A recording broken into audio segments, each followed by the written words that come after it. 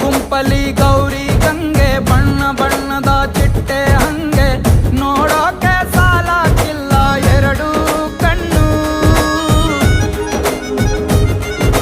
ಗಂಡು ಹೈಕಳು ಬೆಪ್ಪಾಗವ್ರೆ ಬೆರಗು ಕಣ್ಣಲ್ಲಿ ನೋಡ್ತಾ ಅವ್ರೆ ದಾವಣಿಲೆ ಬೀಸುತ್ತಾರೆ ಹೆಣ್ಣೈಕಳು.